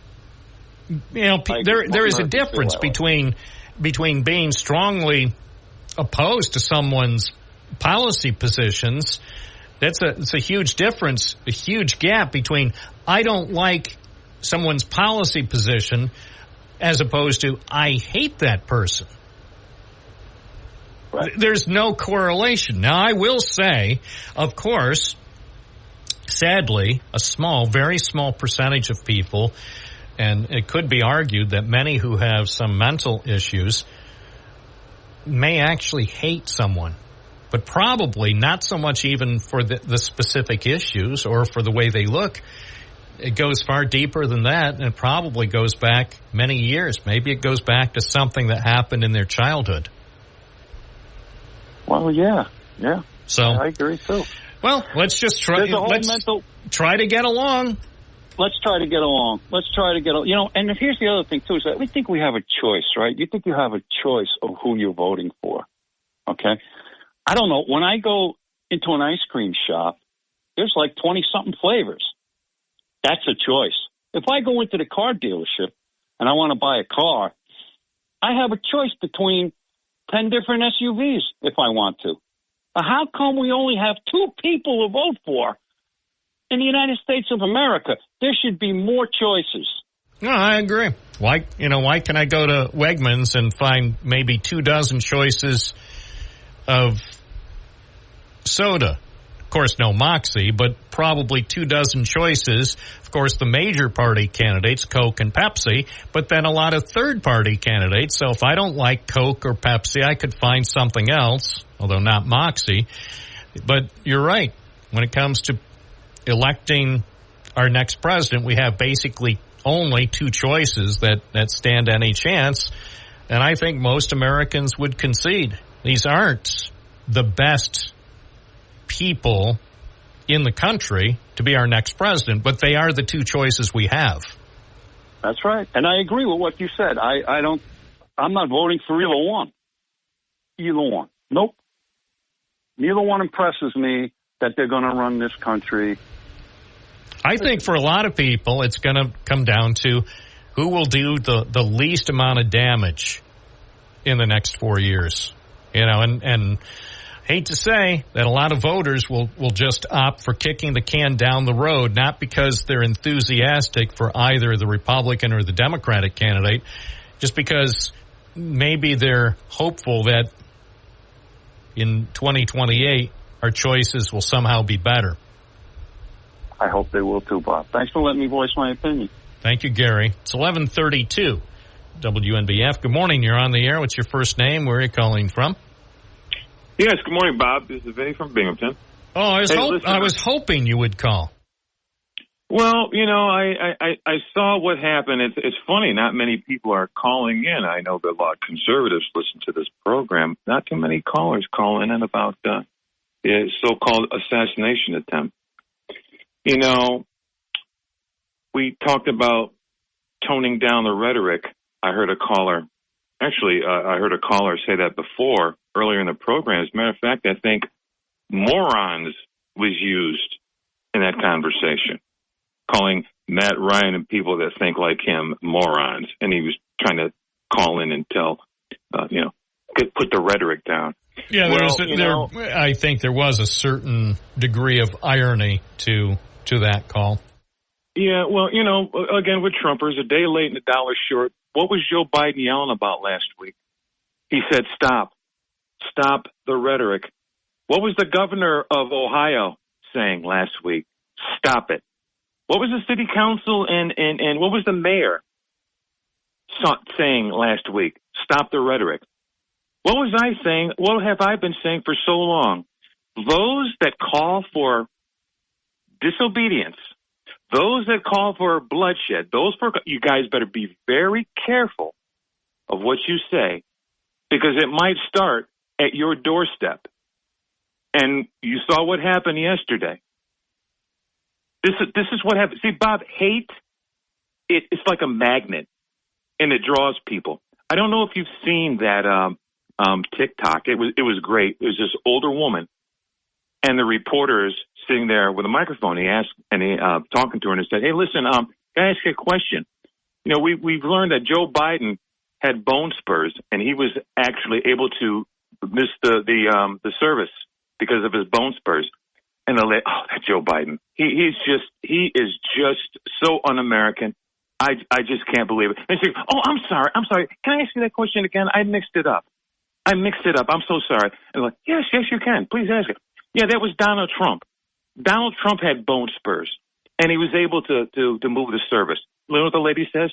"Oh, well, my brother, he had flat feet. And, when they bring them in, that disrupts a unit." And flipped it on a dime. And that's what these callers do. These Trump supporters, you guys should hear yourselves. You flip that thing on a dime whenever you know you're caught. I heard one person talking about, "Hey, you know what, Bob, what's going out there in Springfield? Let's wait. They're going to have a meeting, and let's wait what happens." No, it's not. No, what are you going to do after it happens? What are you going to do when you find out you're 1,000% wrong, that none of this stuff happened? What are you going to do? By the way, I don't care if 10 people come up at the next meeting in Springfield, Ohio, and lie through their teeth and say what Donald Trump claimed was happening during his stunning pronouncement during last Tuesday night's debate. If they say it's happening, anybody can get up there and lie. Heck, I could go out to Springfield, Ohio, and nobody probably is going to stop me from going to the next Springfield, Ohio public meeting. "Oh, hi, I'm Timmy. I live on East Orange Street in Springfield," and then I could make up some kind of lie. They're probably not going to stop me. But I can tell you, and I could probably pull it off. I could probably, because of my ability to speak in front of a group of people, I could probably convince 90% of the people in the room that what Donald Trump said was happening is actually happening at my house. Yeah. Because I think I could be persuasive, but it doesn't mean that it would be true. Absolutely. Bob, I just, to answer, kind of give my opinion about what Gary was just talking about with immigrants. Gary, I think we really know when it comes to immigration. I think we really know what gets the media going. And it's called complexion. Now, Nathan, let me give you an example. Nathan Clark, that was the guy that was the father of the boy Aiden that died in that crash in Springfield. And you can get online and watch that whole city council meeting. 3 minutes, they called him up, and he got up there. And this was the first thing he said. First he said, "Thank you. I just want," he had to go all the way down there to tell Brian Moreno, who's a senator out there, J.D. Vance, Donald Trump, and Chip Roy from Texas to quit using his son's name. And the very first thing he said, this is heartbreaking. This is the first thing he said. What I'm about to say is, you're probably going to think it's cruel, but I wish my son was killed by a 60-year-old white man, because I wouldn't even we wouldn't even be here now. What does that tell you? Yeah, that's what he said. And he went on and he talked about, the worst day of our lives keeps getting shoved in our face. And he talked about his son and how he loved gardening. And meanwhile, his wife holds up a T-shirt and it says Aiden from top to bottom. It goes right straight down. And in the cross, it has the word accept everyone, choose to shine, make the difference, lead the way, be the inspiration, live like Aiden. Hey, those are great parents. Those are great parents. Here's a clip, and this clip was posted by the New York Times to Twitter, and it was apparently originally from the city of Springfield, Ohio, via YouTube. Listen to this. You'll hear the father of the 11-year-old boy who was killed when an immigrant's van crashed into a school bus. The father of the boy who died lashed out at the Republican candidates, calling them morally bankrupt politicians spreading hate at the expense of his young son. I wish that my son, Aiden Clark, was killed by a 60-year-old white man. I bet you never thought anyone would ever say something so blunt. But if that guy killed my 11-year-old son, the incessant group of hate-spewing people would leave us alone. They make it seem as though our wonderful Aiden appreciates your hate. Using Aiden as a political tool is, to say the least, reprehensible for any political purpose. And speaking of morally bankrupt, politicians, Bernie Moreno, Chip Roy, J.D. Vance, and Donald Trump, they have spoken my son's name and used his death for political gain. This needs to stop now.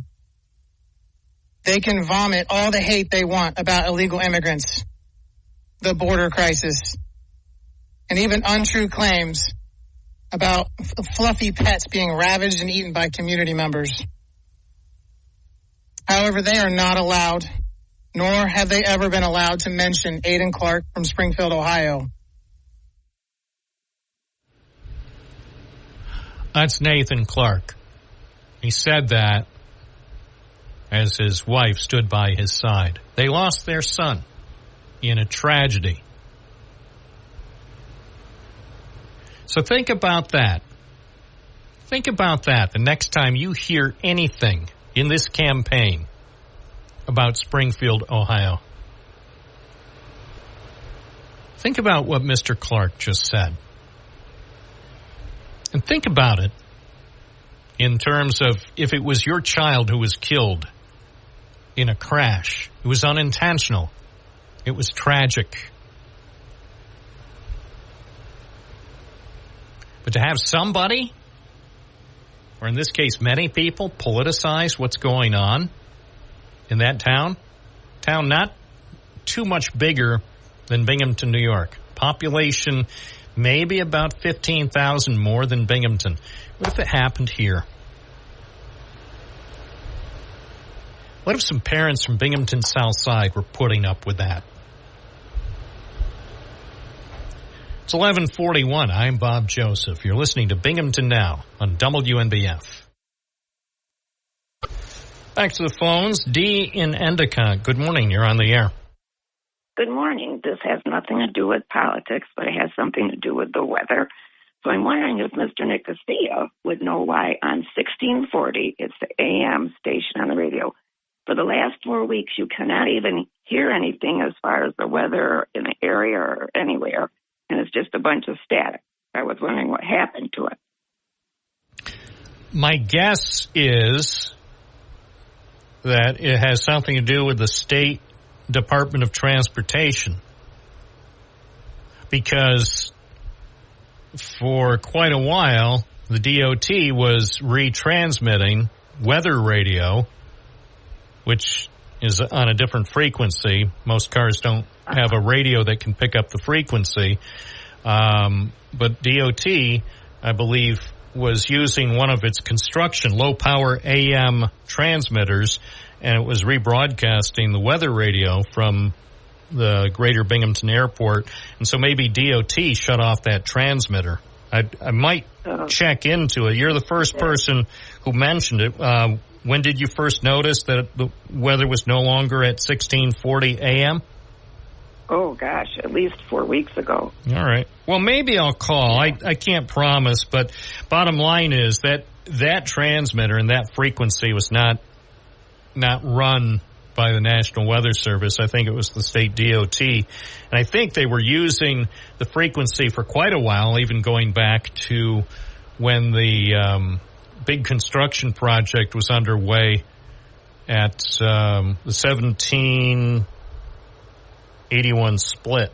And sometimes they used it for traffic updates, traffic information. But for a long time, the only thing I heard on that frequency was just a retransmission of the weather radio. So DOT, maybe DOT forgot about the transmitter, and then somebody finally found it and said, we don't need this anymore, so they unplugged it. It's just a guess. Yeah. Well, if anybody knows, that would be great, and I appreciate your time, and have a blessed day. Thank you for your call. D from... Oh, we just spoke with D. Gary from the South Side. Good morning. You're on the air. Morning, Bob. I'd like to give you a completely different spin on Ohio, Springfield. I have relatives that live in Findlay, and which is close. There's three cities that were dividing up the Haitians, in Findlay, Ohio, and Lima, and Springfield. And I spent a lot of time out there. And what it was easy for me to understand was that the land is very, very flat. And they got railroads and they got good highways, and they can lay down a foundation and build a factory in no time there. They just built a big Campbell soup factory there in Findlay. And the unemployment rate is very super low. You can quit a job in the morning and find a job in the afternoon. That's how many jobs are available out there. It's crazy. Now, I suspect and I understand that there's some factories that were built up there in Springfield, and they needed the labor.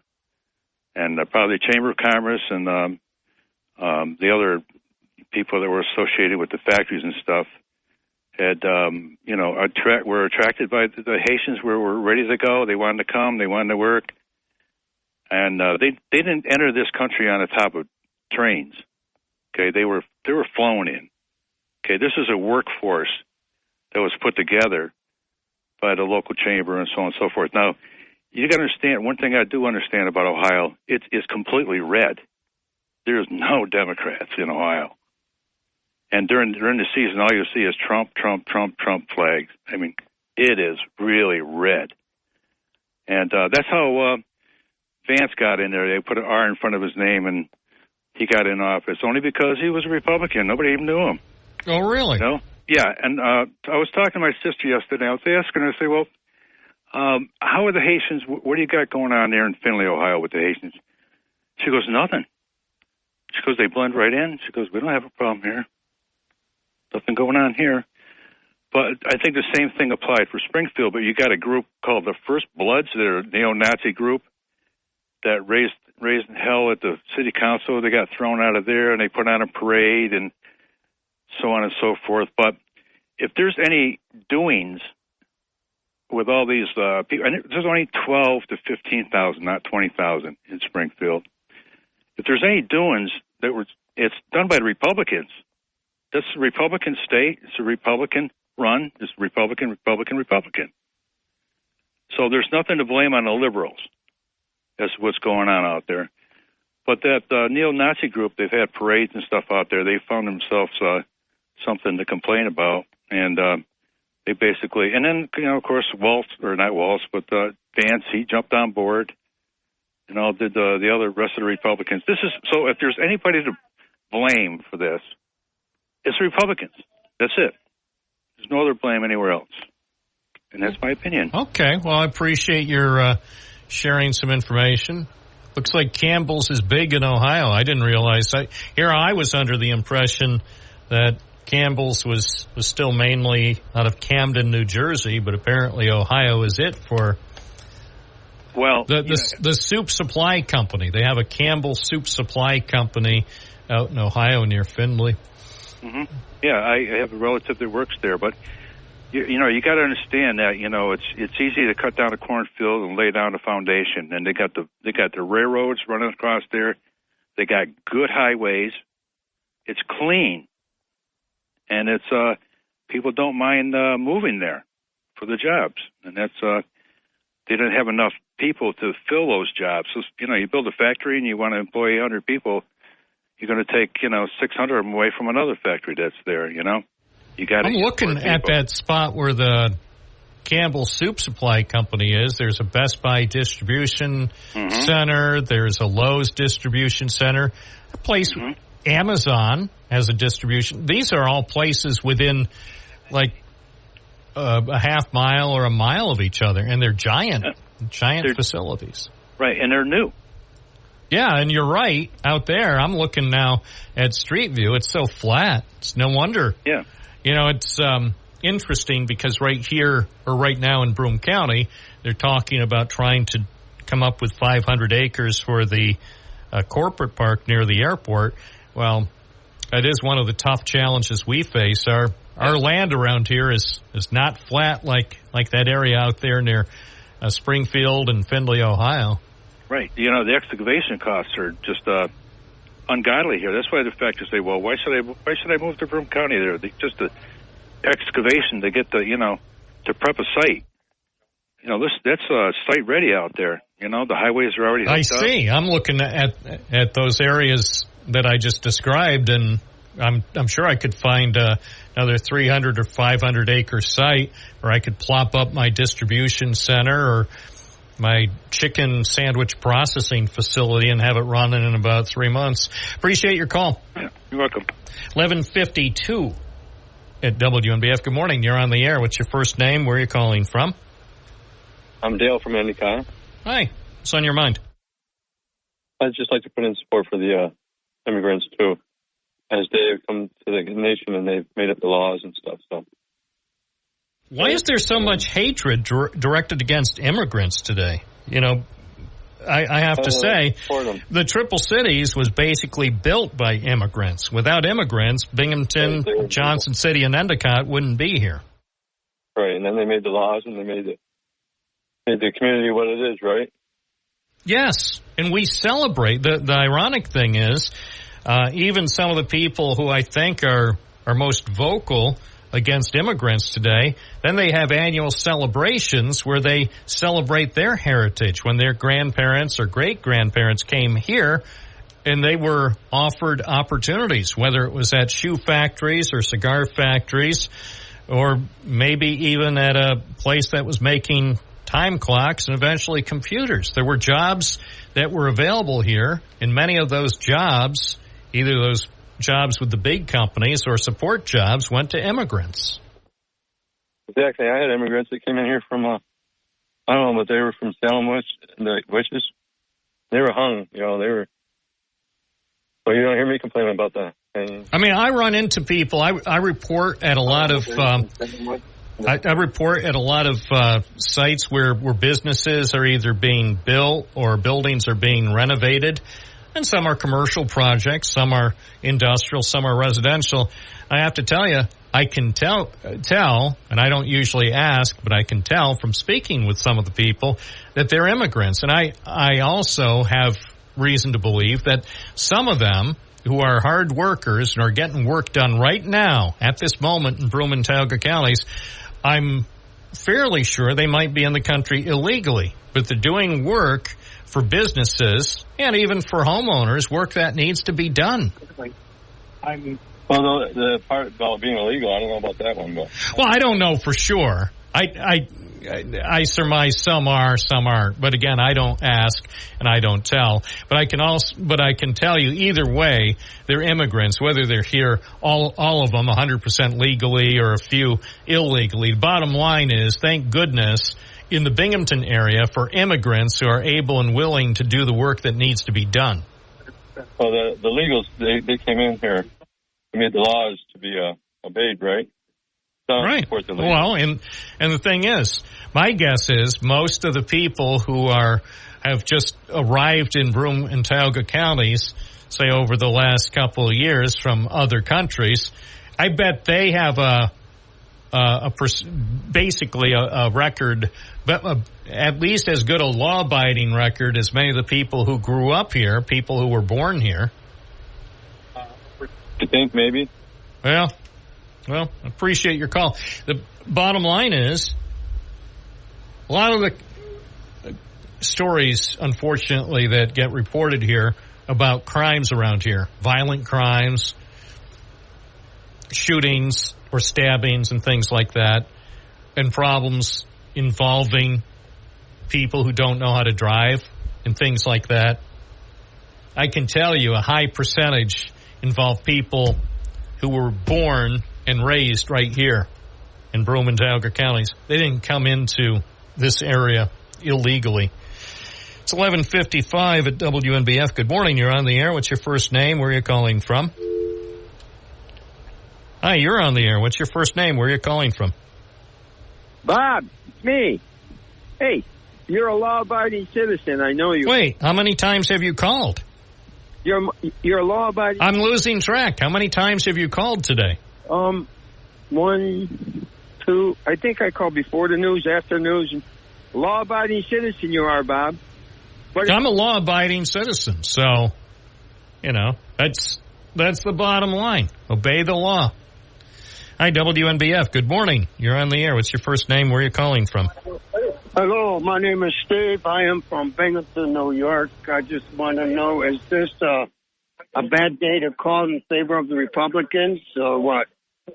Hello, my name is Steve. I am from Binghamton, New York. No, anybody can call in. So what's your opinion? Oh, okay. My opinion is this. You had everybody to think and what the rhetoric that Donald Trump said.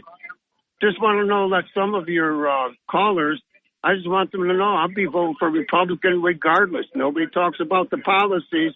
It's just about what he says. It goes back to 2020. We're not going to make that mistake again.